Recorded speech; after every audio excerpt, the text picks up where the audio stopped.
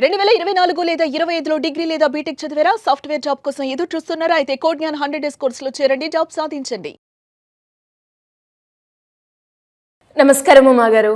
నమస్తే అమ్మా. రెండవ రోజు అమ్మవారిని ఏ అలంకరణతో పూజించాలి అంటారు?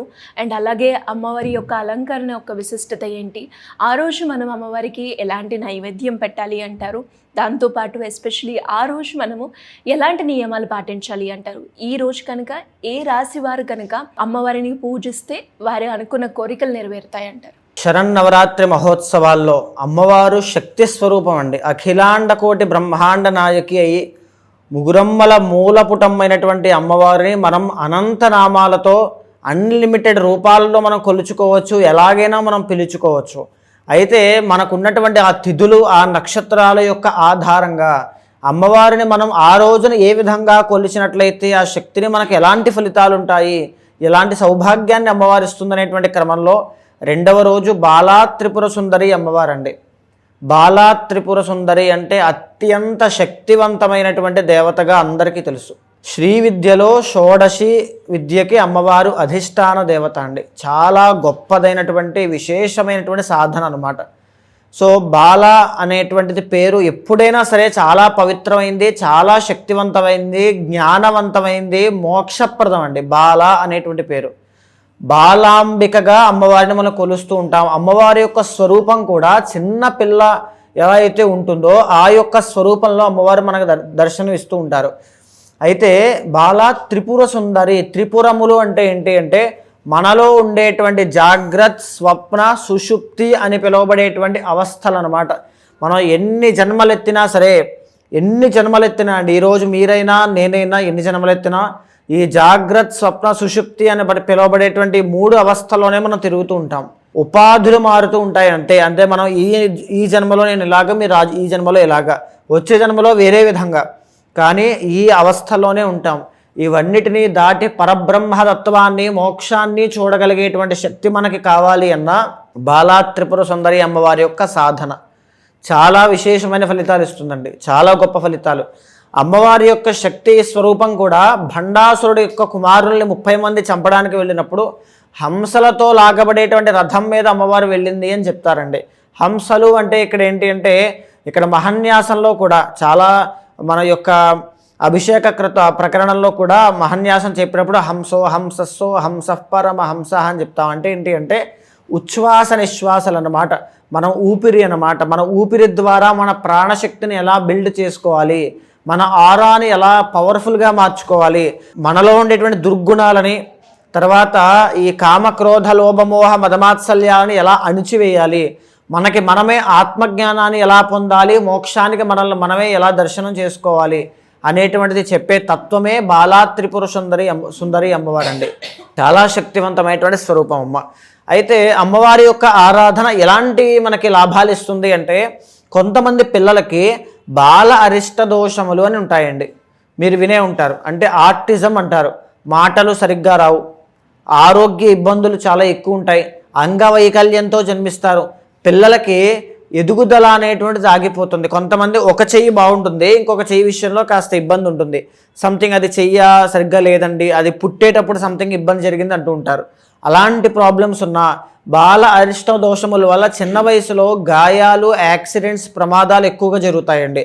అది 1 నుంచి 4 సంవత్సరాల్లోపు జరిగితే తల్లి యొక్క కర్మ వల్ల, 4 నుంచి 8 సంవత్సరాల్లోపు జరిగితే తండ్రి యొక్క కర్మ వల్ల, 8 నుంచి 12 అయితే శిశువు యొక్క కర్మ వల్ల అవి సంభవిస్తాయండి.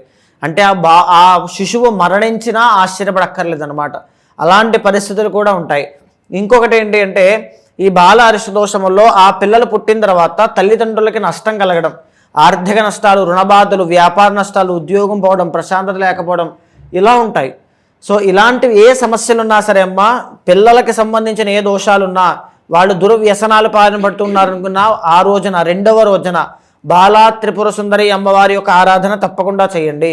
100% మీకు రిజల్ట్స్ కనబడతాయి. ఆ అమ్మవారికి పూజ చేసి అమ్మవారి యొక్క లాకెట్ కానీ ఏదైనా పిల్లల మెల్లో వేయండి. బాల అరిష్ట దోషాలన్నీ అక్కడితో పోతాయి. వాళ్ళ ఆరోగ్యం కూడా చాలా బాగుంటుంది. అందరికీ చెప్పండి. ఇంకొకటి ఏంటి అంటే, ఆ రోజున చిత్తా నక్షత్రం అవుతుందండి.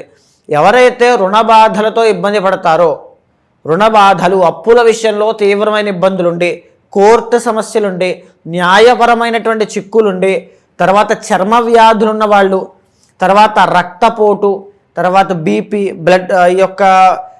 బ్లడ్కి సంబంధించిన ఇష్యూస్ ఉన్నటువంటి వాళ్ళు, ఆడవాళ్ళకి చెప్పుకోలేనటువంటి గైనిక్ ఇష్యూస్ ఉన్నటువంటి వాళ్ళు ఆ రోజున, రెండవ రోజున ఆ శక్తి యొక్క ఆరాధన చేయడం వల్ల, అమ్మవారి యొక్క బాలా త్రిపుర సుందరి దర్శనం చేసుకోవడం వల్ల మీకు అవన్నీ పోతాయమ్మా.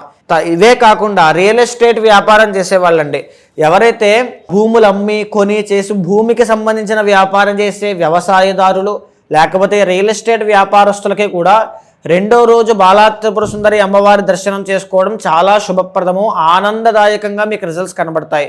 1, 2 కాదండి, ఉన్నటువంటి అన్ని దోషాలు వాటికి సంబంధించి అన్నివి పోతాయి. ఇంకొకటి ఏంటి అంటే కుజదోషం అండి. చాలామంది ఆడవాళ్ళకి కానీ మగవాళ్ళకి కానీ కుజదోషము ఉండడం వల్ల ఇద్దరి మధ్యలో మ్యారిటల్ లైఫ్లో ప్రాబ్లమ్స్ రావడం, సంతానము కలగకపోవడం అనేటువంటిది జరుగుతూ ఉంటుంది. అలాంటి వాళ్ళకి కూడా ఈ అమ్మవారు బాలా త్రిపుర సుందరి అమ్మవారికి రెండవ రోజు అర్చన చేయడం వల్ల ఖచ్చితంగా వాటి నుంచి బయటపడతారు. ఇంకొకటి, అమ్మవారు బాలా త్రిపుర సుందరి అమ్మవారు అభయహస్త ముద్ర అనేటువంటిది ధరిస్తూనే అక్షరమాలతో ఉంటారన్నమాట. ఇది దేనికి సంకేతము అంటే, జీవితంలో నేను ఎంత కష్టపడినా నా జీవితంలో దేనికి ఆ రిజల్ట్స్ రావట్లేదు, మేము చిన్నప్పటి నుంచి కష్టపడుతూనే ఉన్నామండి, ఏమీ రిజల్ట్స్ లేదు, నాకు ఏది కలిసి రాదు, అసలు నాకు దేవుడే లేడనిపిస్తోంది అనుకుంటే కూడా అమ్మవారు బాలా త్రిపుర సుందరి అమ్మవారు మీకు ఒక చక్కని మార్గాన్ని ఏర్పాటు చేస్తుంది. రెండో రోజు తర్వాత 100% చేయండి. తర్వాత ఏంటి అంటే, ఎవరైతే సాధకులు ఉంటారో స్పిరిచువాలిటీ వైపు వెళ్ళి నాకు ఏదైనా ఒక ఎనర్జీ కావాలి, ఒక మంచి గురువు కావాలి, నేను ఒక మోక్షానికి వెళ్ళాలో తెలియనటువంటి నాకు ఒక భగవత్ సంబంధిత ఆ ప్రేరేపణ నాలో కలుగుతోంది, ఆ ప్రేరణ ఉంది, ఏదో చేయాలనిపిస్తోంది అనుకుంటే కూడా బాలా త్రిపుర సుందరి అమ్మవారి యొక్క ఆరాధన చేయండి. అమ్మవారు మీకు ఒక మంచి గురువుని చూపిస్తుంది, అమ్మవారు మీకు ఒక దారిని చూపిస్తుంది. స్పిరిచువల్గా మీరు ఎదగడానికి కావాల్సినవన్నీ కూడా అమ్మవారే సమకూర్చి పెడుతుంది. ఈరోజు అమ్మవారికి ఏ నైవేద్యం సమర్పించాలి అంటారు? అమ్మవారికి బెల్లంతో తయారు చేసినటువంటి పాయసాన్ని సమర్పించండి. ఎందుకు అంటే, ఏది ఎలా జరిగినప్పటికీ కూడా అమ్మ ఆధ్యాత్మికత, మోక్షము, ఆనందము, ఇవన్నీ, ఆనందము అంటే మనసుకు సంబంధించిందండి, ఆధ్యాత్మికత కూడా మనసుకు సంబంధించిందే, తర్వాత మోక్షము అనేటువంటిది ఆత్మకి సంబంధించినటువంటిది. సో ఇవన్నీ కూడా లోపల ఉండేటువంటి భగవత్ సంబంధ విషయాలండి. పాయసము అనేటువంటిది అమ్మవారికి సమర్పించడం వల్ల నిజానికి అదే మధురమైనటువంటి జీవితం, మోక్షానికి వెళ్ళడం అంత గొప్పదైనది ఏదీ లేదు. సో పాయసం అమ్మవారికి సమర్పించడం వల్ల ఇప్పుడు నేను చెప్పినటువంటి అన్ని గుణాల్లోనూ కూడా అమ్మవారు మీకు తొందరగా ప్రసన్నమవుతుంది. ఆ గుణాన్ని మీరు సమర్పిస్తున్నారంటే మీరు ఏం కోరుకుంటున్నారు అనేటువంటిది కూడా అమ్మవారికి అర్థమవుతుంది. అమ్మవారిని పూజ చేసే సమయంలో ఏ మంత్రం జపం చేస్తే మంచి జరుగుతుంది అంటారు? సో బాలా త్రిపుర సుందరి అమ్మవారికి చాలా రకాలుగా మూల మంత్రాలు అనేటువంటివి చెప్పబడ్డాయండి. అయితే అన్నిటికీ మూలము ఆ లలితా పరమేశ్వరి అమ్మవారు, బాలా త్రిపుర సుందరి అమ్మవారే కాబట్టి ఓం శ్రీమాత్రే నమః అనేటువంటి మంత్రాన్ని 216 సార్లు జపం చేయండి సాయంత్రం వేళ. ఆ రోజున బాలా త్రిపుర సుందరి అవతారం రోజున, రెండవ రోజున చిన్నపిల్లలు ఆడపిల్లలు 4 సంవత్సరాల నుంచి 6 సంవత్సరాల వయసులో ఉండే పిల్లలు ఎవరైనా ఉంటే వాళ్ళని అమ్మవారుగా భావించి పూజ చేయండి. తప్పకుండా మీకు అమ్మవారి కటాక్షం ఏదో ఒక రూపంలో, ఒక స్త్రీ రూపంలో, ఒక ధన రూపంలో, ఒక గుడ్ న్యూస్ రూపంలో వింటారు. థ్యాంక్ యూ అమ్మగారు, థ్యాంక్ యూ సో మచ్. నమస్తే.